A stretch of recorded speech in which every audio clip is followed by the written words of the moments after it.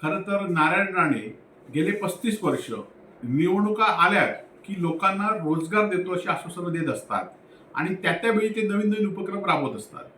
आपल्याला माहिती असेल की याआधी महिला भवनमध्ये अनेक महिलांना रोजगार देतो.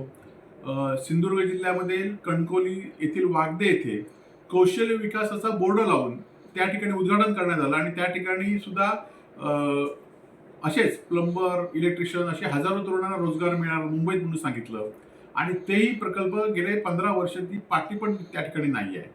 याआधी सुद्धा कुडाळमध्ये सुद्धा असेच पाटी लावण्यात आली की तिथे पण कौशल्य विकासाच्या नोकऱ्या देतो म्हणून सांगितलं.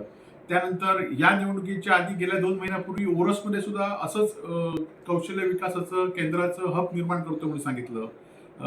याआधी सुद्धा 3 वर्षापूर्वी आपल्या खात्याच्या मार्फत अनेक लोकांना रोजगार, अनेक लोकांना कर्ज मिळणार सांगितलं. परंतु अस्तित्वात मात्र त्यांच्या स्वतःच्या मालकीच्या ऑफिसमध्ये आपलं एक खातं भाड्याने देण्यात आलं एवढंच त्यांनी काम केलं आणि त्यामुळे निवडणुका आल्या की त्यांच्या दोन्ही मुलांनी रोजगार मेळावे घेतले आणि या रोजगार मेळाव्यांना हजारो लोकांना नियुक्तीपत्र दिली, पण त्यातला एकाचाही रोजगार 2 महिन्यापुढे टिकू शकला नाही. ही वस्तुस्थिती सिंधुदुर्ग जिल्ह्यातल्या तरुणांना माहिती आहे आणि त्यामुळे आता खरं तर तुम्ही 10,000 तरुणांना जर्मनीमध्ये पाठवता म्हणून सांगतात.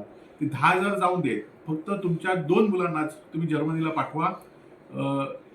त्यांना जर्मनीला पाठवल्यानंतर सिंधुदुर्ग जिल्हा शांत राहील आणि सिंधुदुर्ग जिल्हा शांत राहिल्यामुळे अनेक लोकांना रोजगार मिळेलच आणि त्याचबरोबर तुम्हाला सुद्धा मनशांती, दोन्ही मुलं जर्मनीत गेले तर तुम्हाला सुद्धा मनशांती मिळेल.